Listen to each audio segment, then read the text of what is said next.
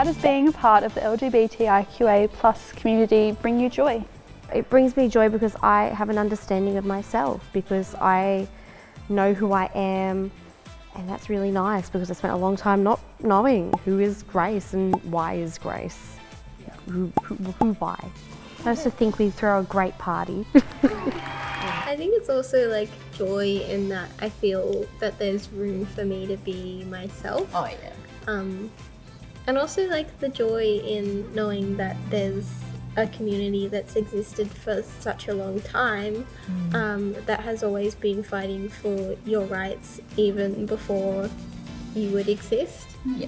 And I find that so joyful to be able to continue that work and honour their legacy. Just respect for those that have come before and basically paved the way for me to be the person that I am. How do you celebrate being a part of the LGBTIQA plus community? Pride! I went to my first Pride last year because I just never had the chance. It was really special. This feeling of, oh my God, I know it's a big community, but just to see so many people that, for me it was really special to see people with families, people with children and pets, and it was just, it was just so refreshing. It was very special to me.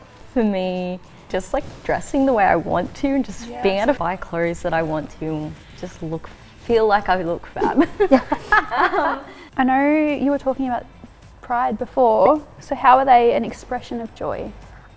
It's especially, I don't know how to describe it, it's such a special celebration for me, having not really seen much of the queer community growing up, not having had access to it growing up.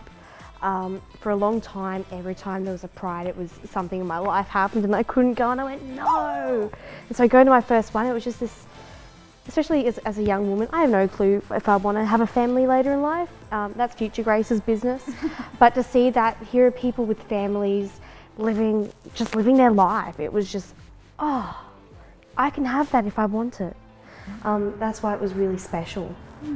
Yeah, I find it really special to see queer people who are older than me, because sometimes it can be really difficult to picture what my future life might be when, you don't follow the typical norm of finish high school, go to university, those types of things that people feel like their life is mapped out.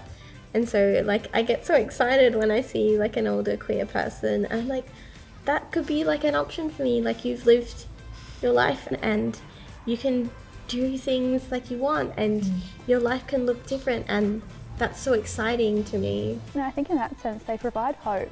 They're like, people at Pride events are real life people. They're not a character made for a movie or a TV show or a book. They're real life people with real life experiences, and that just explains it to me, really. It's so beautiful. Is there anything you'd like to say to your younger self? I think I'd just like to say it's okay not to know. It's okay not to have the answers. It's okay to just be where you're at. It's really cheesy, but yeah, it's going to be okay. It's okay that you're not feeling okay right now. You have big feelings. Big feelings are a little bit spooky. And that's okay, because you're trying to figure out a lot of stuff. But things are going to be good, and you're going to be so happy, and you're going to be really loved. Not in spite of who and what you are, but because of who and what you are. Unloading. I think I'd probably tell my younger self that a lot of things are not their fault. I think especially when you're quite young and you're dealing with a lot of trauma, as I was, I didn't really have a place to understand what was going on and why I felt the ways that I did.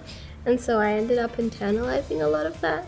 And I think I'd try and just let younger me know that, it's not their fault that things happen to them, and that they're doing great with the resources and the situations they're in. I also think I'd just like to say to my younger self, look at this. Look at the things that you're doing, look at the things that other people are doing. It's come a long way, it really has. I think that's probably resonating with everyone. I think feeling worried about the future is a common experience with young people. Is there anything that you'd like to offer them as advice? It's okay to ask for support. It's okay to not have all the answers. For a long time I went, why am I so anxious? Why am I so nervous? what is happening? And I really was a bit nervous about asking people for help because I was worried how people might see me, what they might think about me asking for help. But it's the best decision I've ever made. I think it's really different for everyone, but I'd say like if you're having like feelings about being worried, one thing that helps me is like just trying to do actions. I know a lot of young people are really worried about the climate, and so there's Australian Youth Climate Coalition, which I know a lot of people working with them, and it can help to feel like you're doing something to change. But obviously that isn't the answer for everyone, so I'd say obviously that was the answer for me, but if you having feelings, make sure you have somewhere to put them, whether you talk about it with friends, whether you decide you want to get involved and, you know, do actions to make yourself feel like you're doing something. I think for me, like one major thing that I was worried about was just, is my life mapped out and certainly planned for exactly what's going to happen? So I think just knowing that the uncertainty, it feels really heavy and it feels rough, but it doesn't have to be perfectly mapped out. It doesn't have to be entirely planned. It's hard to go with the flow, but I think that has really, going with the flow has brought me to some of my best decisions and best moments in my life. So I think that's cool. For any young people who are feeling worried, I would say that it's okay to feel worried. Big things are happening, but control what you can and confront what you can't. Wow. I stole that from Tumblr. I think it's important to know that you don't have to live by a strict timeline or a strict plan. I would say that make sure you have an outlet for your feelings. It's okay to reach out for support. I know from my experience, talking to people really helps.